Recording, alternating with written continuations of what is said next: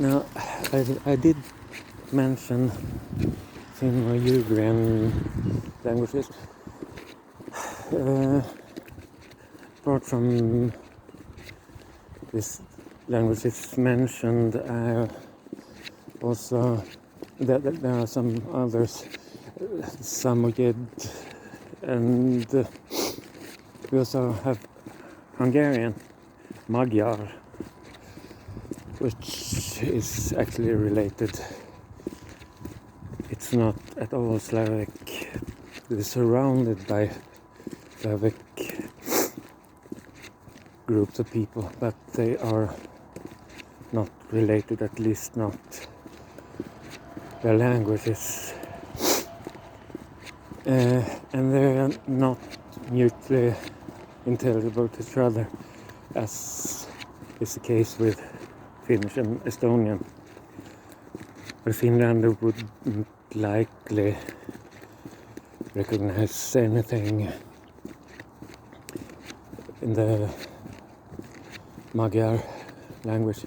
I'm so damn proud of knowing the Hungarian word for Hungarian.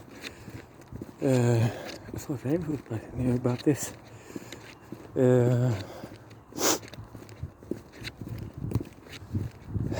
Now, they share some features.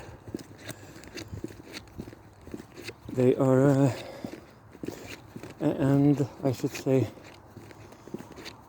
there are quite a few features that appear along with each other for no obvious reason, as far as I can tell, at least. And this may set imagination spinning.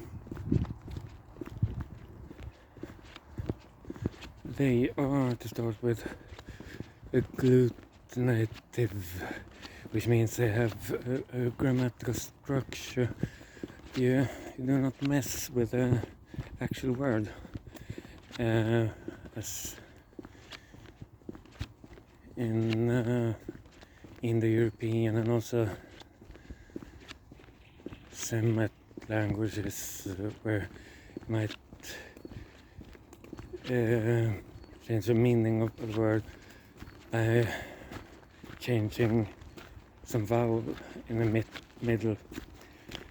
This they will not do, but they have those post particles that they will attach to the word.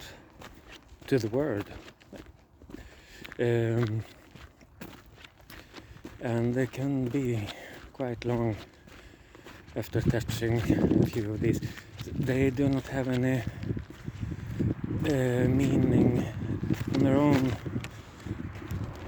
It's just when being attached to the word that they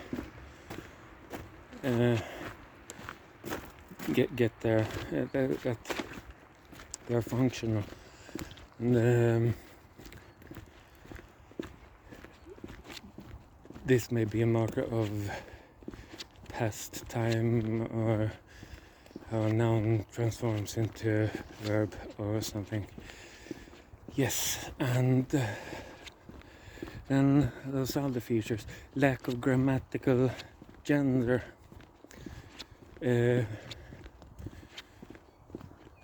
stripping them of their clothes, you will probably notice differences, but these are referred to as sex, the physical difference. The language has no grammatical gender, so there is no difference between he and she. It's just this universal is it or whatever, and it in no way referring to Pennywise, but this pronoun. They have one, and in Finnish language it's hen, which is used for he and she, very handy indeed. There are other languages, like I said, except for this. We have Korean, Ainu,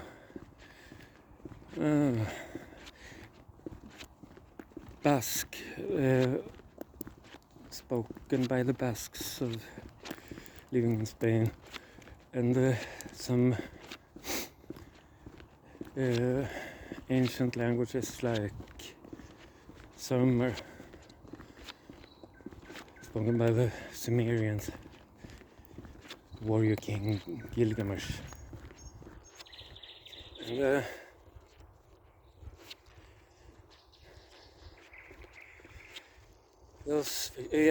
I should mention some larger groups. They have those Dravid languages spoken in southern India. Those dark-skinned Indians, Eastern Indians, might be the native population before being invaded by Aryans, Indo-Europeans.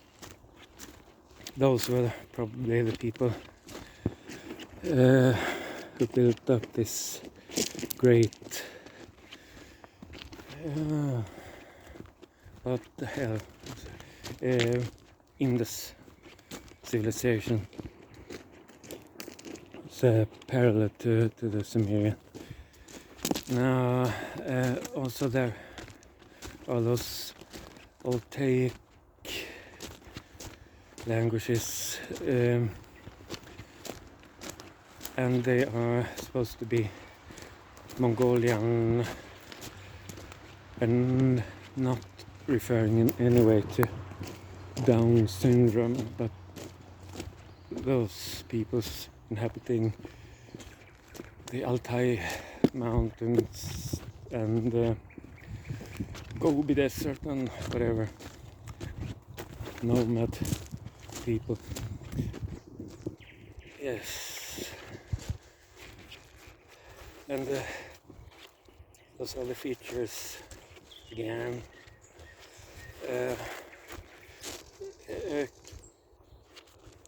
Curious streak is that they have this thing with vowel harmony, vowel balance, so that if in the first syllable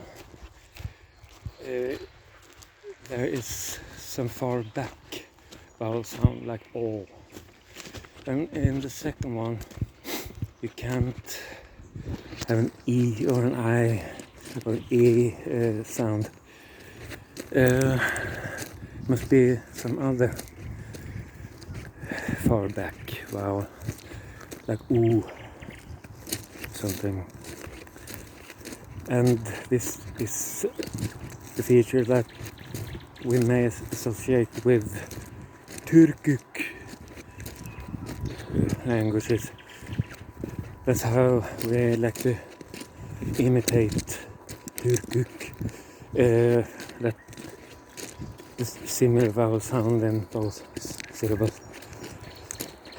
I have no idea why this occurs along with those grammatical features. There's no apparent logic. This is how it is. So, and like I said, this will perhaps set some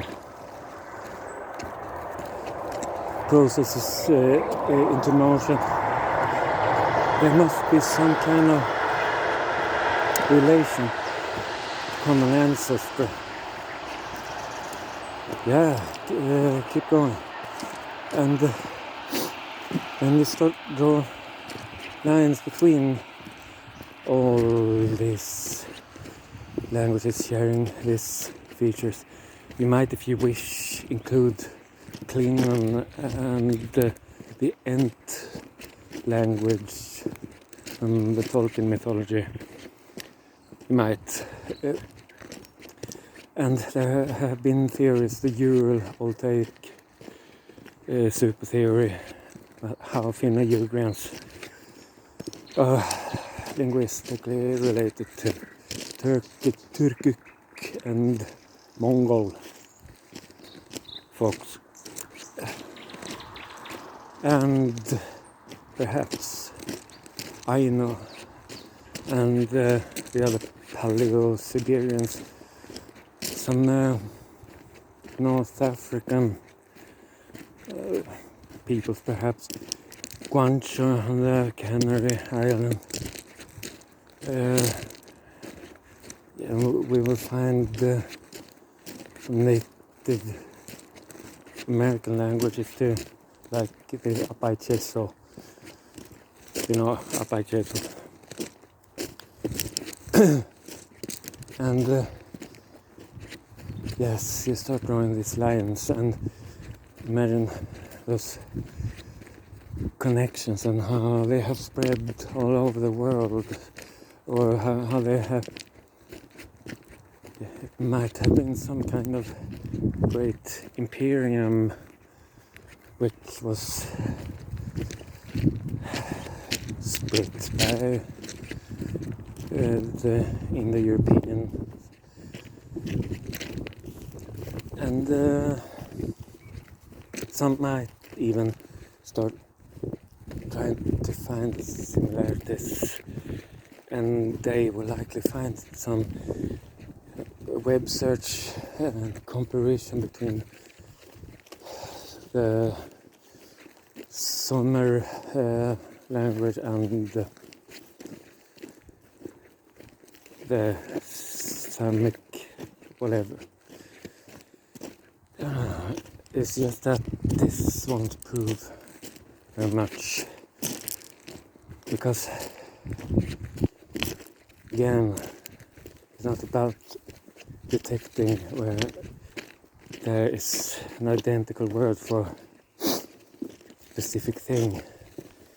First of all, you need to go back in time to that time when languages did split up.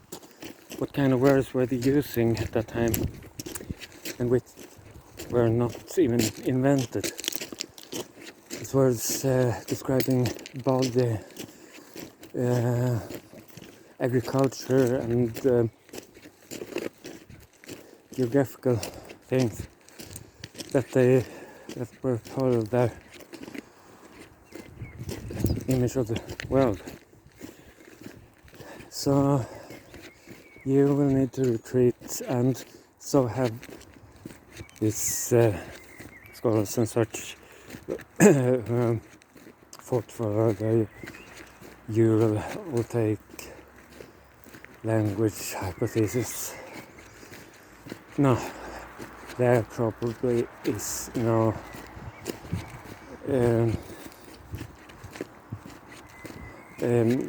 close relation between these. There are likenesses, and they're coincidental. And going far back, you might perhaps find something, but you will find those relations among other languages too, because the Finno-Ugrians, as well as the Altaic people, Turkic and Mongol, they originate from the same region between the Black and the Caspian Sea. So I have no idea how they came there, where they came from. It was a single tribe from the start, or if that was a place where some different tribe gathered for some reason. Nothing proved anyway. So there are still some a lot of interesting things, and there are other things yet not discovered, but we need to abandon that particular one. Everything indicates that.